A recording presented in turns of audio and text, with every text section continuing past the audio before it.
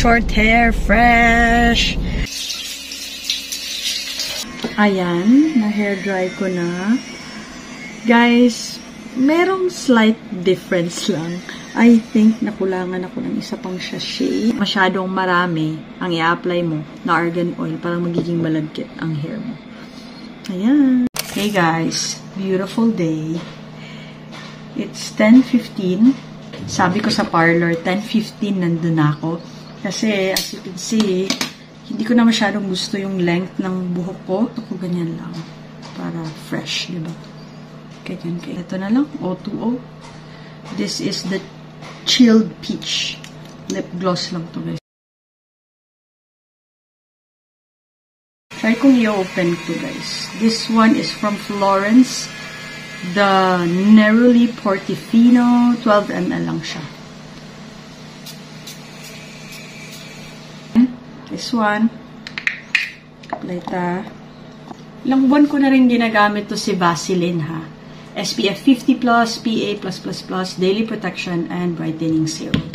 After this, pupunta na ako sa aking suking hairstylist.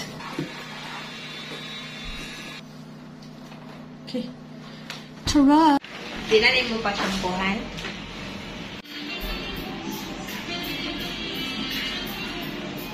Short hair, fresh! Kukulayan ko siya later.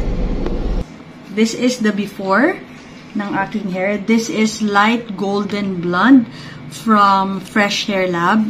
Yun yung aking hair dye. Ayan. Pero eto guys, medyo naging yellowish at naging brassy na siya.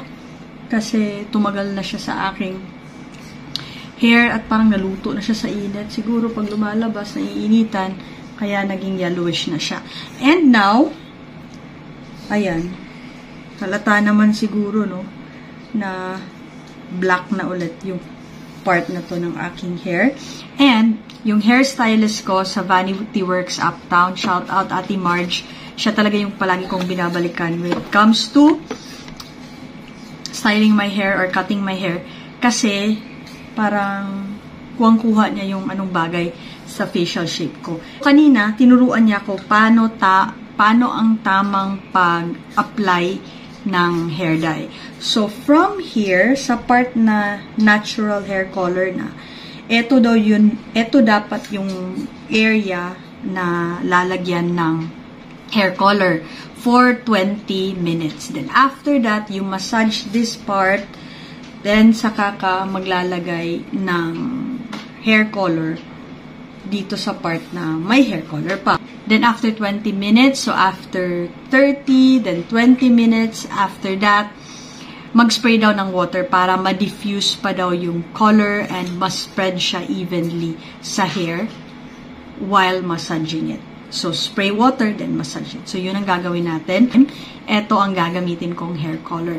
This one is eye color shampoo in hair color in the color chestnut brown. Ayan. So, from light golden blonde to chestnut brown. Tingnan natin kung anong effect.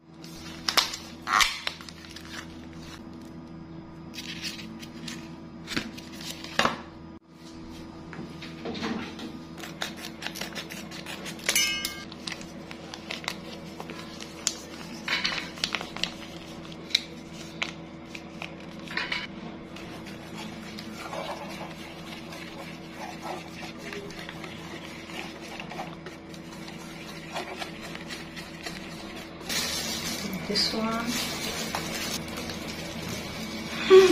Doon ako nag-change of t-shirt, guys. Kaya dark na siya daan. Okay. Madali na ako kasi nag-dark na yung colors. Sabi, within 5 minutes lang, diba? Pero hindi pa naman siguro nag-5 minutes. So, isi-spread ko siya. Ilalagay ko siya sa buong hair ko. I-massage ko. Then, I'll get back to you after 45 minutes. 20 minutes has gone by. Ni-wrap ko siya. I will wear my gloves again. Susundin ko yung sabi ni Ate Marge na mag-spray konti sa buhok para ma-diffuse ang hair color. Then, i-massage sa buong hair. Then leave it again for another 25 minutes.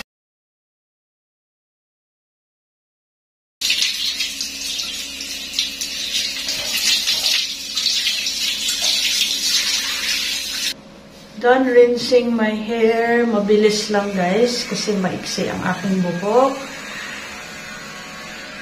So far, may effect siya kasi hindi na masyadong matingkad yung color ng hair ko. Ideally, dapat may i-apply tayo after rinsing the hair dye shampoo. Dapat maglagay tayo ng with argan oil. It says here, apply it to your damp hair, leave it on for at least 5 minutes before rinsing. So yun, wala tayong ganun. Ayan, na-hair dry ko na. Guys, merong slight difference lang.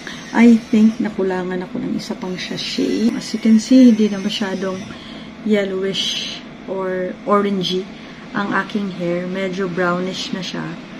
And at least na-tone down yung color dito na parang yellow na talaga. Ngayon, brown na siya. Nakulangan lang ako sa part na to kasi as you can see, halata pa rin may black dito sa part na to.